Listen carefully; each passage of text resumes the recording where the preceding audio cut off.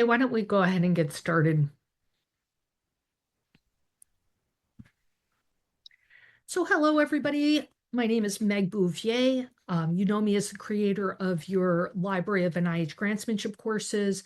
I have nearly 40 years of experience at NIH, first as an applicant, then as an intramural researcher, then as a staff writer for longtime director, Dr. Francis Collins, and for the last about 20 years as a full-time NIH grant editor and mentor.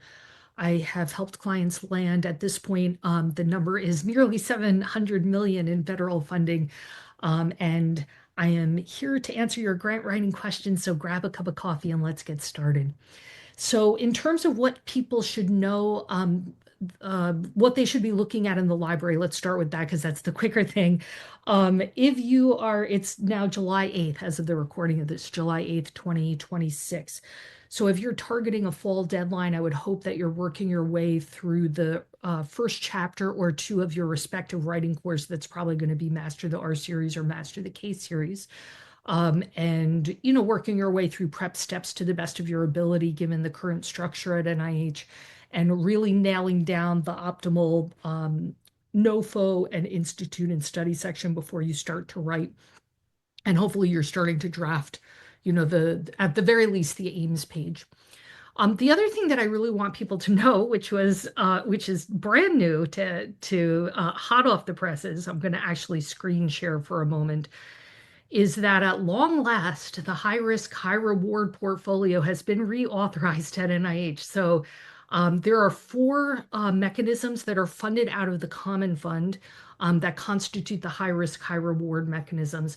So the NIH Director's Pioneer Award, the New Innovator Award, the Transformative Research Award, or the TR01, and the Early Independence Award. So the ones that I often see, I would say, are probably the ones that a lot of my clients are considering, are the ones that really are targeted toward early stage investigators. So that would be this new Innovator Award. It's you can read here what's going on with that. It's very similar in structure to an R01, 475 a year in directs for 5 years. You have to be an ESI. Note that the application deadline is coming up, so that's August 17th. And of course, you can click on these to get more information and to look at the actual NOFO. So, and then the other one is this Early Independence Award. It's for those who are looking to skip traditional postdoctoral training. This is a smaller one. It's capped at 350 in directs over 4 years, so it's a little bit smaller than what you would see on a traditional R01. But both of these are kind of like nice mechanisms if you're looking for a bit of a longer runway earlier in your career. And note that the deadline for that is September 10th. For those who are a little more established in their careers, these other two are worth looking at, and the deadlines are September 3rd and September 9th. So these are, I wanted to bring these to your attention because they have not been reauthorized in quite some time. And the deadlines are coming up because it's early July. So, if that's of interest to you and you've been waiting for them to release the DP2 and the DP5, which are the ones for ESIs, they're out. So get cracking. So, and if you have questions on them, please come back and feel free to ask me questions as you work your way through your application. So, and just to be perfectly clear, if you're an early stage investigator now, in addition to the ESI funding advantage that you would get on a traditional R01 through your institute, we've talked about the CATs. You have the CATs available to you as an ESI. That's an R01 type grant that for which you have to be doing a change in direction. You can't have preliminary data. The MIRA, which at the moment is NIGMS, I think is maybe the only one who's sponsoring a MIRA, MIRA R35. We've presented on the MIRA extensively in this format. And now these two are available, the DP2 and the DP5. So the full complement of alternative R01s that are available to ESIs have finally all been reauthorized.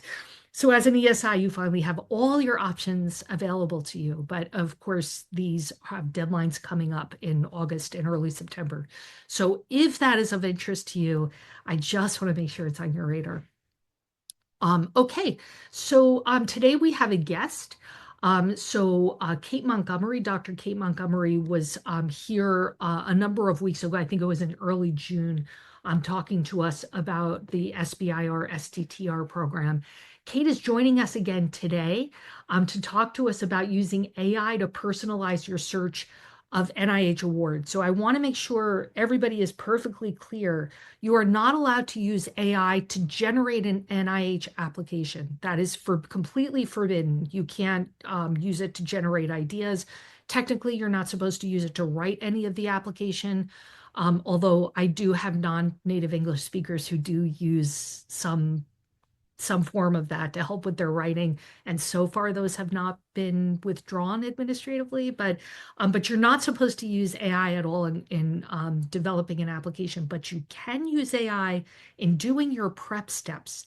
So I am really interested to hear what Kate has to say about querying the NIH reporter database, which is the database of funded, searchable database of NIH funded grants, particularly because in its latest iteration, the NIH Reporter website does not offer you the kinds of reports that it used to offer you in the past. You used to be able to go in there and just with a click of a button, look at reports that showed an analysis of funding broken up in all different ways.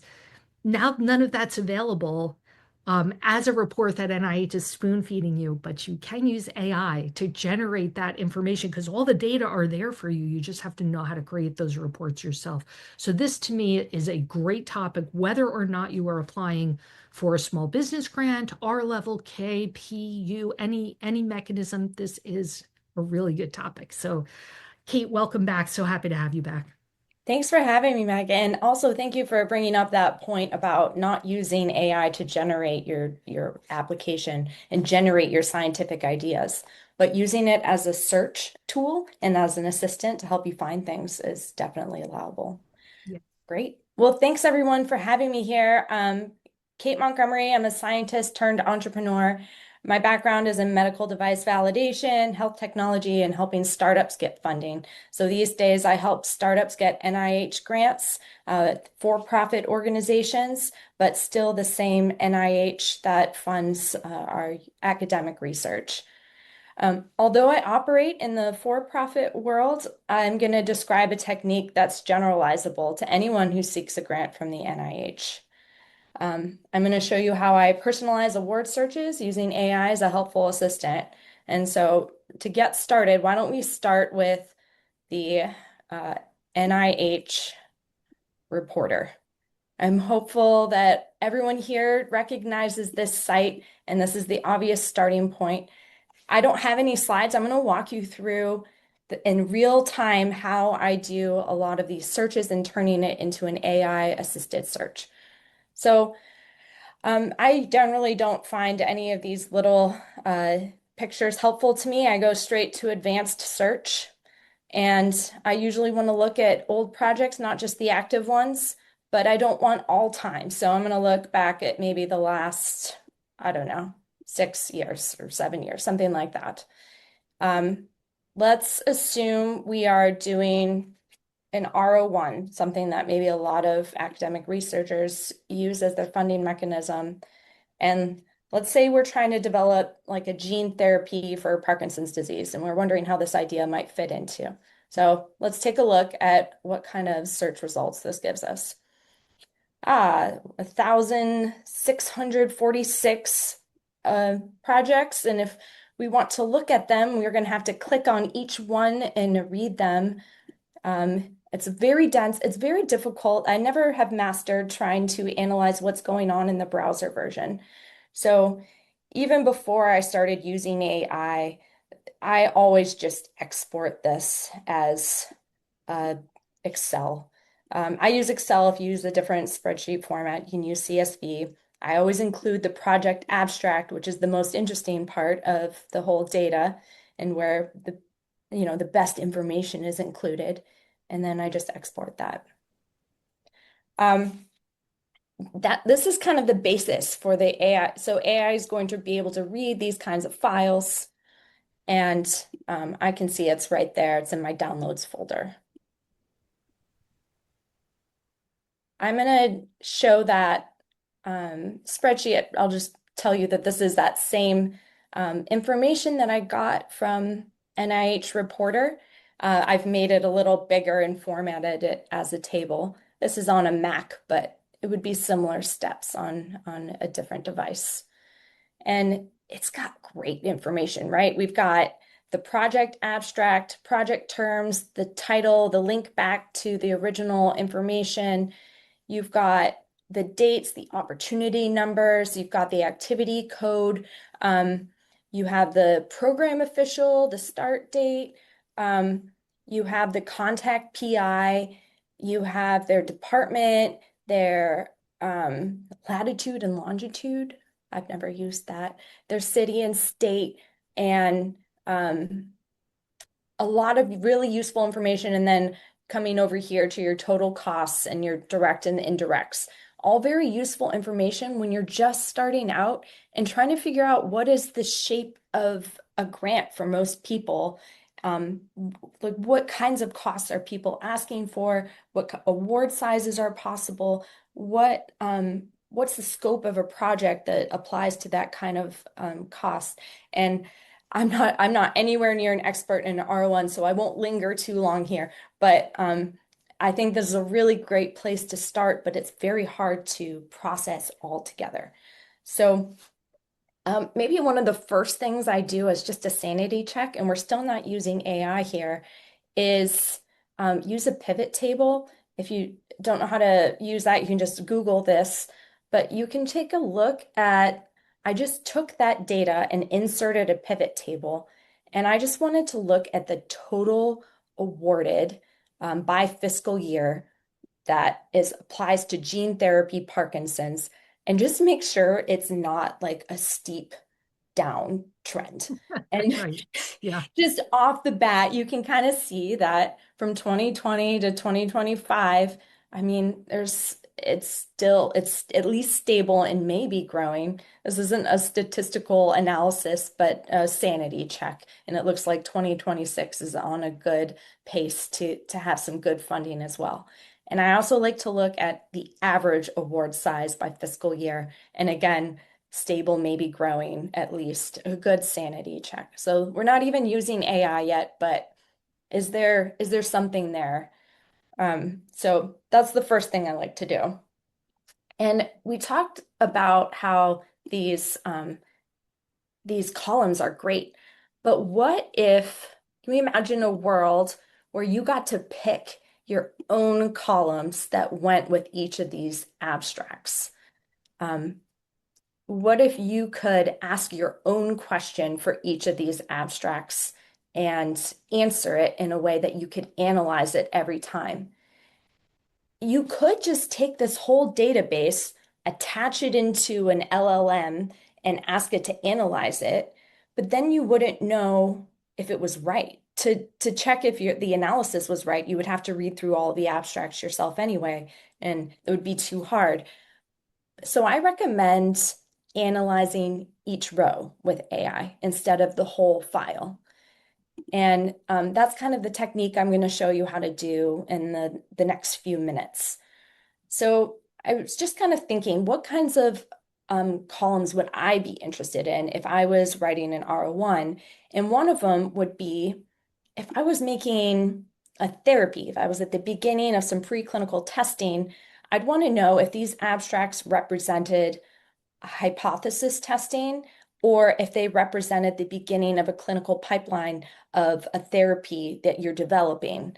And I'd want to be able to compare my project to projects that were similar, other projects that were in therapy development, for example.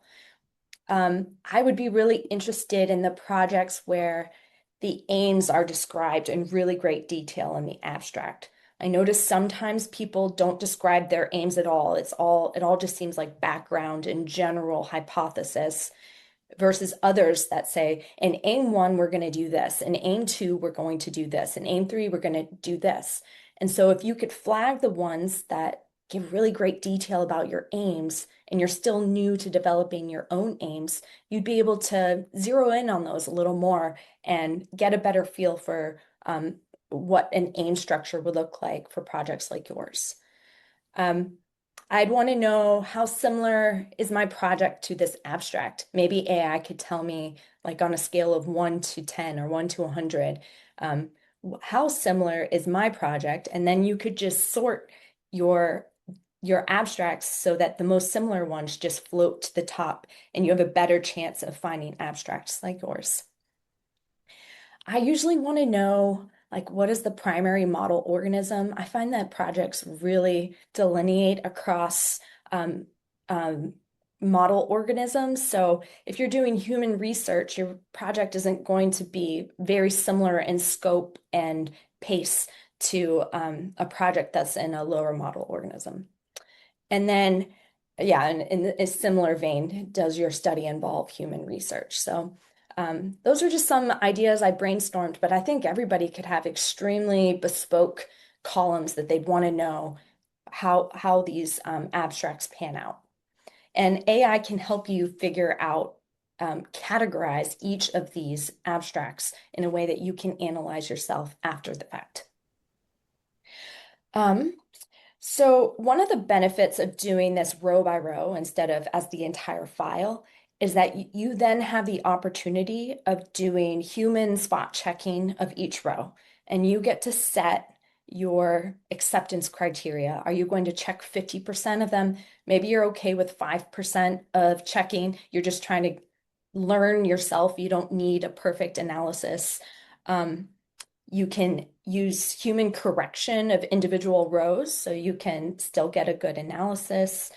Or you could even have AI reanalyze rows that you've flagged as problematic or wrong even. Okay, so moving on, I have simplified these. If you remember, the export sheet had dozens of columns. I've simplified it to just the project abstract and the applicant ID so that I can bring them back to that level. And the reason I do that is because AI gets confused by having way too much information and it uses a lot of tokens trying to read everything you give it. So make sure you give it just what you need it to read. So let's see this in action. Um, I'm going to so I did not analyze those R1s, but I have used this same framework for analyzing these grants called SBIR grants, which are for startup companies. And you will see that it's very similar, that there's all of these columns. This is from a different government website, and it's not just NIH, it was all SBIR grants. So this is from the NSF and DoD.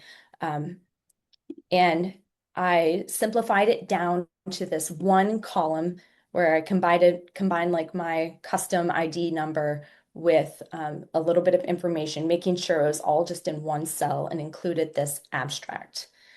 And I was looking at these grants because I wanted to know who was funding health projects. And it seems like that should be generally known. And when I go to seminars, everyone says that NSF, DoD, and NIH fund health startup companies. And my personal experience was that NSF and DoD, it was really hard for people to actually get grants from them. And I wasn't sure why those were put on the same level of bullet points when it felt like NIH was doing most of it. And I wanted to see the numbers, but it wasn't like well reported what percentage of the portfolio of DoD goes to health companies, what percentage of NSF goes to health companies. So I actually went through the SBIR grant database, exported them like I showed you, and I asked AI to tell me, is this a health project or not? And so here's, there's almost 2,000 projects that I analyzed. And I'll zoom up to the results first, and then we'll come back and show how to do it. So I asked it to give me these new columns, a primary classification of little to no FDA oversight, not definitively health related, or FDA intensive. So these, I wanted to know, does it need FDA regulation? Is it a health project, but it's just a little bit of FDA regulation, or is it not health related at all? I asked it to give me its second best guess, and then to give me its confidence on how certain it was that it had the right answer. And then I asked AI to report on its rationale of why it chose its primary classification. This was such an effort, a trial by error, getting AI to give me a regulatory classification. This is not my job, it's people's entire jobs to figure out regulatory classifications of health technologies. And it's very challenging. And FDA and health companies get into disagreements about it. So it's not necessarily a simple thing. But the overall answer, based on being able to calculate each of these classifications for these different government-funded awards, just confirmed Health and Human Services, which is predominantly NIH in this bar graph, it's doing most of the health company funding. And it just validated everything that I felt was happening in the startup world, getting grants. If you need your health company funded, you should probably start with NIH. And I feel a lot more confident telling my clients this now after going through this analysis. 25% of the startup projects awards, SBIR awards, were health related, funded by the NIH. And then there was a little bit of DoD and a little bit of NSF. And I just thought that was really interesting that you could use AI to figure this out.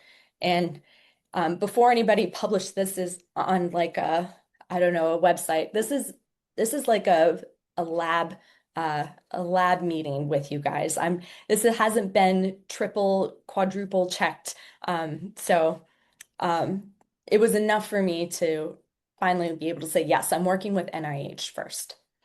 So let's go back and talk about how did I get AI to do this output? How did I get it to do this classification for me? And I worked on prompting AI to read this abstract, read my prompt, and give me the classification. And after it did that, it cleared the slate, and my little Python program went down and it read the next row and my prompt and gave me a classification. It was a fresh prompt and classification every single time. Like it was an entirely new experience. I was integrating with the API of Claude Sonnet, but you could use any of the LLMs. If you wanted to do it one by hand, you could copy and paste this into the chat window with an LLM bot. But I liked this automated with a Python script better. And I'm sure there's people here who can do even more complex analyses as well. So let me show you what my prompt was. And I don't know, it's a page and a half. It's a text file. It's not even like a word processor file. And this is what took like 80%, maybe 90% of my effort was honing in this prompt. And I started the prompt by asking Claude to be an expert. You're an expert in health tech commercialization and FDA regulation. You need to classify these SBIR projects into their primary FDA regulatory categories based on the commercialization pathway and regulatory requirements. And so I gave it these classification categories: FDA intensive, little to no FDA oversight, health unclear, it's health related, but doesn't clearly fit into a category, not definitively health related. And these other instructions were born of a lot of its errors.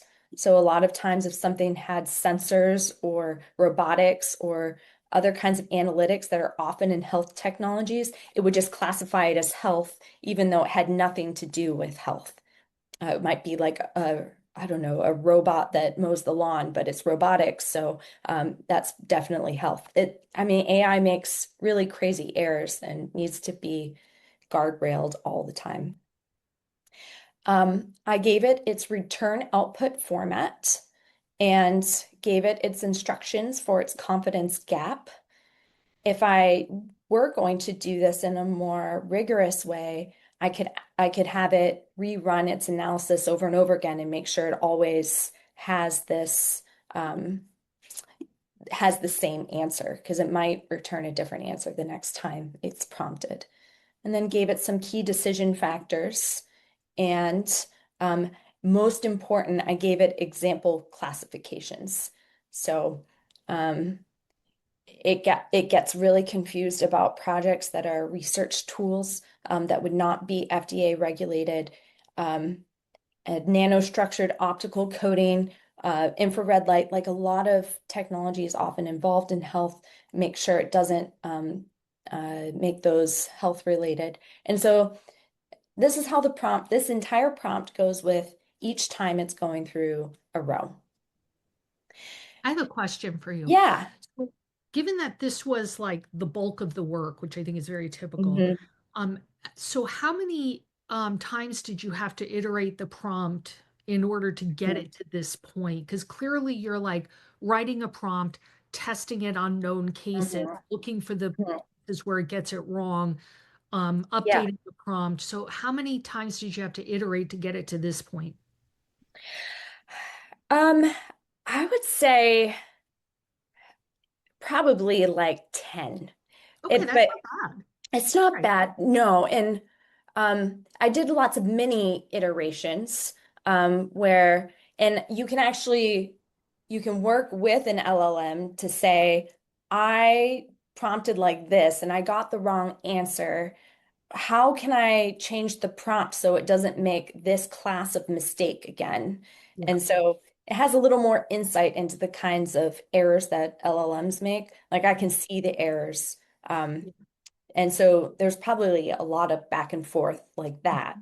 Yeah. Um, and then I had it brainstorm the other kinds of errors it might make as well and Yeah. how to guard against those.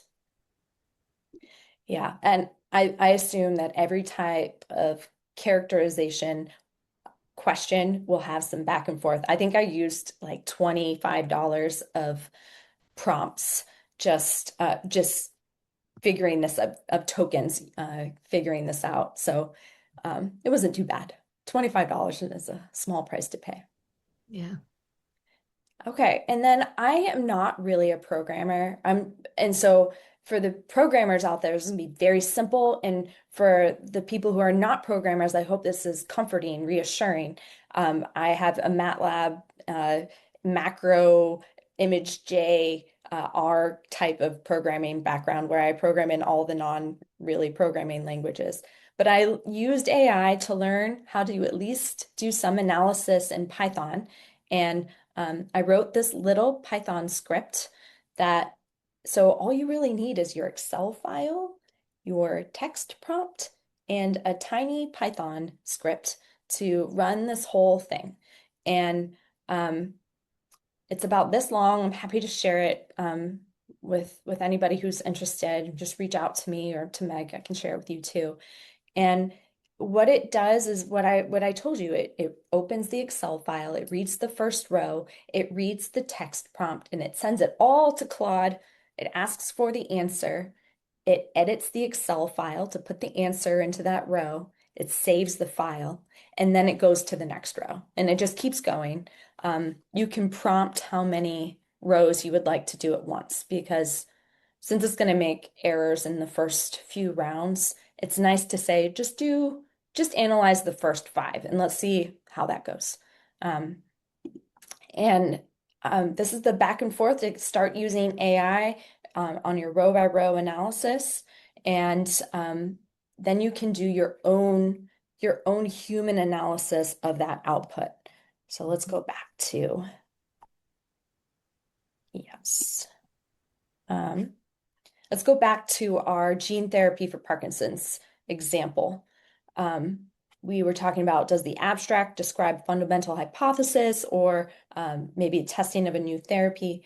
And that's the column answer. But what about the fundamental questions that you can start asking about once you have those columns all categorized?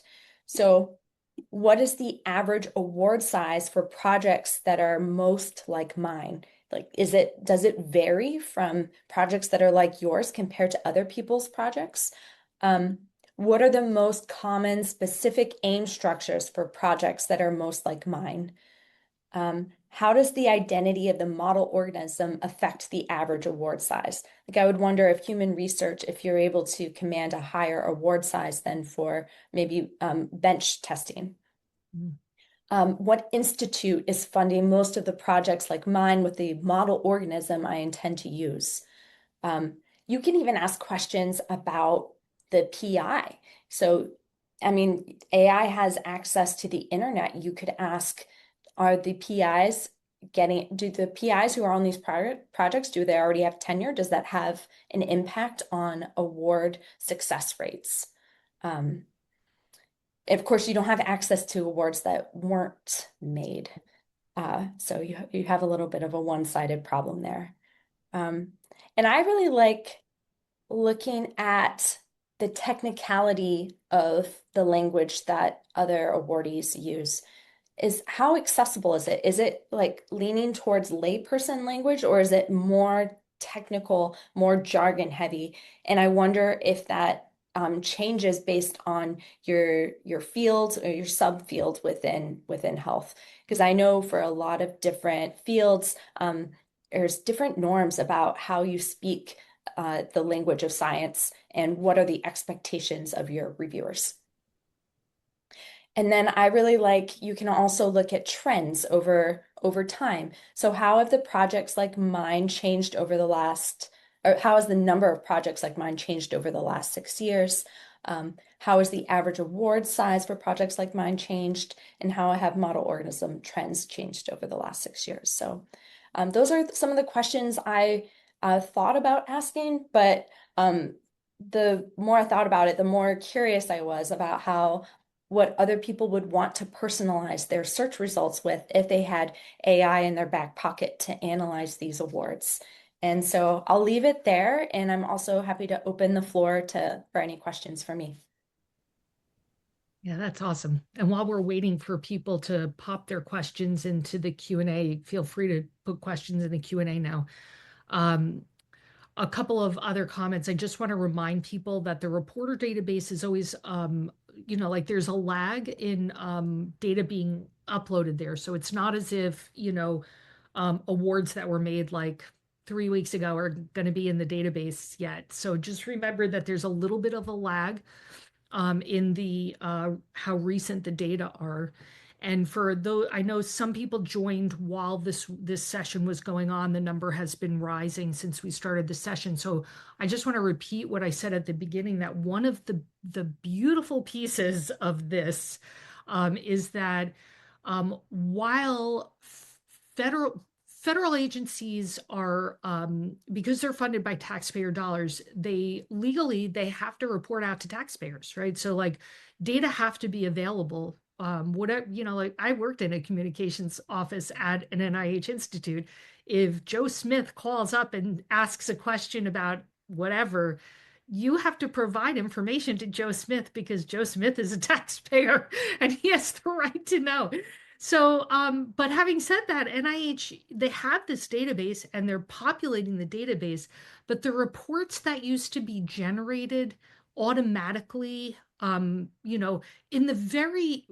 we switched from CRISPR to NIH Reporter, and I'm dating myself now, I don't know if people remember this, the reports that were on the very first iteration of the Reporter website were just spectacular. It was like dropping into a black hole. I just would like spend hours looking at these reports. It was fascinating.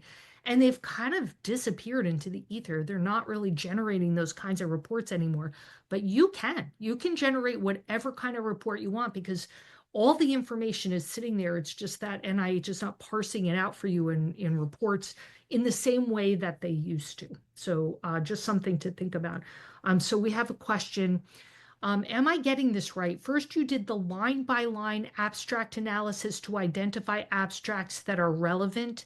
Then you went in and used that as a subset to ask this second group of questions. You could do it that way. I actually just exported all for my analysis where I was looking for SBIR regulatory pathway and which ones were health and which ones weren't. I exported all of them for the years 2023 to 2024, and I asked if they were health related or not. I did it straight from that raw database. I actually found that it was getting pretty expensive for me for a run like that. So I did a pseudo random sampling. I took 20% of the projects down from 10,000 to about 2,000 projects, just so I wouldn't be spending hundreds of dollars on the analysis. But the only sampling I did was that pseudo random sampling and then the analysis of each row. Great. Yeah. So I would imagine that when you were first starting out, how did you develop this strategy when you were first writing SBIRs? You came up with analyzing the database this way? Yeah, I tried to get AI to analyze the whole database just in one fell swoop. Just upload an Excel sheet to Claude and ask it to tell me the trends. And I just disagreed with it. Mm, I didn't agree with its analysis. And every time I tried to prompt it again, it was like getting a full, fresh mm, analysis with some of its errors preserved. And then I would try to throw that all away and maybe try again. And the double checking of it was as onerous as just doing it myself. And mm, so um, I tried this row by row analysis and I was able to get it more accurate in its analysis of it and characterization versus I versus combining multiple projects together in an analysis. Um, mm. and so I love that characterization. It's a little AI is a little bit stronger in characterizing something than fully generating something that's accurate. Yeah. I'll also say that among some of the other reasons that I'm so intrigued by this approach to querying the database, there are two other things that developments at NIH that are among so many that are troubling to me. And one is that we no longer have appropriations reports to look at because NIH is no longer invited to make a funding request under the current administration. Historically, NIH makes a funding request and Mhm. they generate a pretty detailed prospective planning document, both by NIH as a whole and each of the 27 institutes and centers. And man, those things for years were a gold mine in terms of peeking behind the curtain and seeing like what do program staff think are the big Mhm. initiatives coming up? What are they looking to spend money on? Yeah. Under the current administration, NIH is no longer invited to weigh in on funding decisions in that way. So we don't have those reports. Hmm. And the other thing is program staff are you're less likely to be able to have a meaningful conversation with a program officer about your project for many reasons. One is that they're very short-staffed right now. Another is that some of the staff who are, we've lost some institutional memory as some of the more seasoned program officers were either left or were voluntold to leave. Hmm. And even the ones who are there and are seasoned may be in the dark about a lot of what is coming down the pike. Hmm. So, you know, really, then what do you have to go by? I mean, Hmm. you have to use your best guess in terms of what the current administration is going to do concerning sensitive areas, DEI research, things like Yeah. that, vaccine work, that kind of thing. But the the vast majority of the NIH funding portfolio doesn't fall into that sensitive category. It's like your bread and butter kind of like cancer research, cardiovascular research, like, Mhm. and Congress has people in Congress who vote on the budget fear disease just like everybody else does, and they're just going to Yeah. keep funding those things. So what do you have? You have the data to look at how things have been funded in the fairly recent past, in recent years, but it's not being parsed into reports. So having this tool in your back pocket to go in there and query the database when you're being shut out at every turn, like I can't even get the name of a program officer to speak with, let alone get somebody to answer my call or my email. I don't have appropriations reports to look at. Like I'm not really sure where to turn for information. Like this is one way to address that problem, is to learn how to query the database yourself. Yeah. And I love that idea of like backing out your full view of what has been funded before. Like make your own full report, not just for figuring out your own abstract and what you're going to write, but to keep an eye on what the whole of NIH is doing. Or So, even things that are related to your, like, adjacent to what you're doing, so that if you're noticing funding, because everybody has many possible projects they can pursue, like there's always things happening in your lab where you're like, ooh, that's an interesting finding. Do I chase that down? Well, when you're mhm, trying to make the decision about whether something is worth pursuing, obviously you want to see like what looks promising scientifically. But the other thing you want to do is that if you're hoping to build your career largely on NIH funding, you want to see what the funding trend has been in that area. So I'm not suggesting that people completely abandon a line of research and move into an unrelated area, but within the options that might be available to you, like at any given time, you might have 6 or 8 different avenues you could pursue, but realistically, you can pursue two or maybe three. How do you mhm, make the decision which ones to pursue? One thing you can do is look and see how the funding has been at NIH in those subcategories. Like, is this something where I see funding is not high, but it's going up? Funding has mhm, always been high, funding has always been low. Funding is okay, but it's going down. These are all mhm, things that can help guide your decision in terms of how to steer your own research direction in a strategic way with your funder in mind and what matters to your funder. Because you have to mhm. fit your funder. That's Yeah. the bottom line always. That's not new. Yeah. So, There's always different avenues to take on how you motivate your research too, even in your introduction, and you can watch those trends as well. I know, at least in my field, something like pelvic floor injury used to be motivated by women's health is underfunded. That line of motivation, unfortunately, doesn't work anymore, and you just have to go a different angle that the right. lack of independence is costs the economy. So something like that. Yes.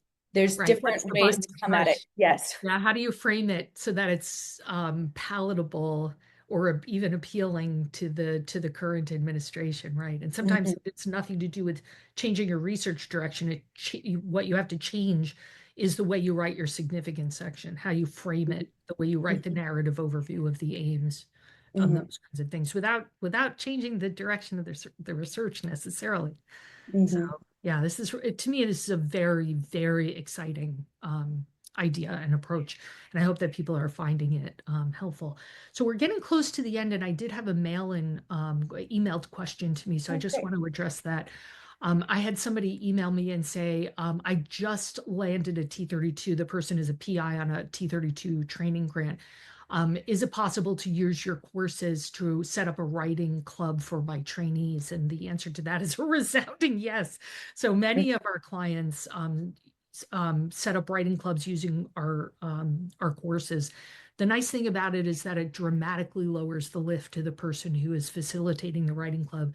So to me, writing clubs are the best way to train R&K applicants. I think that cohort model is spectacular. And people do it in all different ways. You can do it virtually or in person. You can meet like monthly, you can meet weekly. You know, if it's clinicians, they're probably going to meet less frequently over 8 to 12 months. If it's like postdocs who are 100% research and not seeing patients, maybe it will be every other week for 4 months. You know, like, is there going to be peer editing? Will the facilitator do any editing? Will there be facilitated writing sessions? Would you have guests come in and present on like IRB or, you know, whatever it is? There are all different ways to set this up. So if you have a sense of how you want to set it up, you absolutely can use the courses. I have a Master the R series, Master the K series. If your organization already has a membership, and the vast majority of the people who are watching this live come from organizations with a membership to the entire library, that's all free to you through that membership. Like, you don't even have to, you know, it's just sitting there, like you can use it. So you're welcome to use the courses in whatever way you want. People can, your sessions could involve viewing a chapter or some lessons together and then having a Q&A after. It could be that viewing a chapter is homework for them to do ahead of time. And then when they come in, it's discussion, guest speakers, facilitated writing sessions, whatever it is. If you're struggling to plan your writing club, I have a course called the Writing Club Roadmap. And that is available by request to our organizational library members. So our admin folks have asked that that not be released to every single person. But if that's something that interests you, just email me, meg@bouviergrant.com, and the people who have purchased that membership at your campus will give you access to that course. And then that course helps you walk you through the process of like what decisions to make, you know, some of the things that I've just named. It also gives you all kinds of samples and templates for like how to advertise for it. Here's a simple letter of agreement that you have members sign so they know what they're agreeing to do. What level of accountability do you want? How do you measure impact so you can report back to whoever funded the thing, right? So for this person, it's a T32. They're going to have to measure some kind of impact and report back to NIH on that. So for some people, that's just completing all the sessions and submitting an application. For others, it's other types of things. There are samples for that. So anyway, it's something that's very built out within the library that you have available to you. So, and if you're watching this on our open YouTube channel as a recording, feel free to email me and we can set up a time to talk about purchasing this curriculum.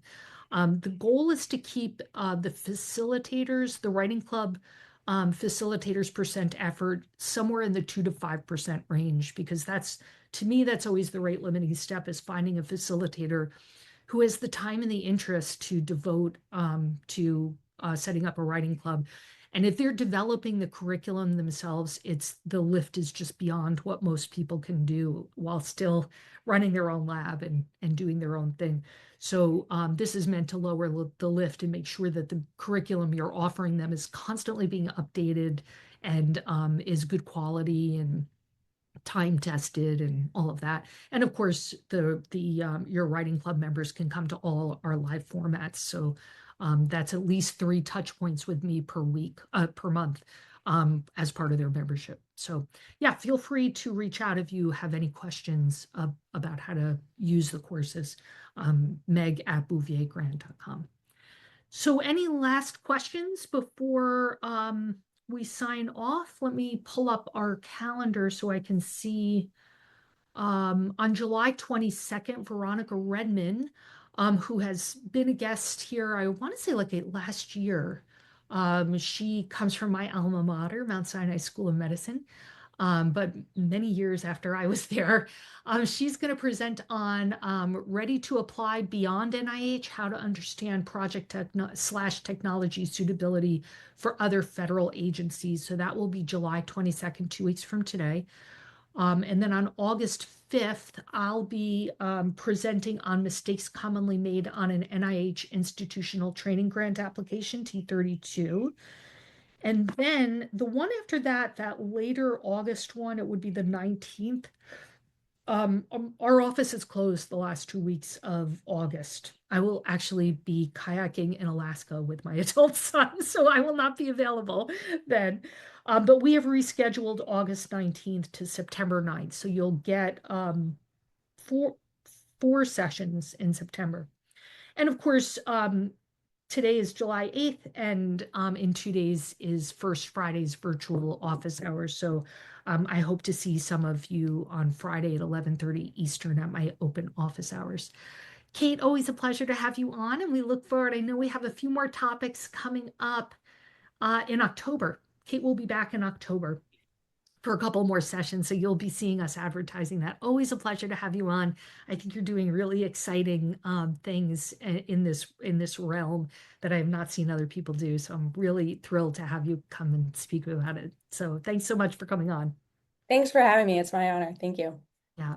So, and thank you, everybody. And as the French would say, courage. And I'll see you either Friday at First Fridays or in 2 weeks at the next Ask the Grant Writing Expert. Have a great day, everybody. Bye-bye.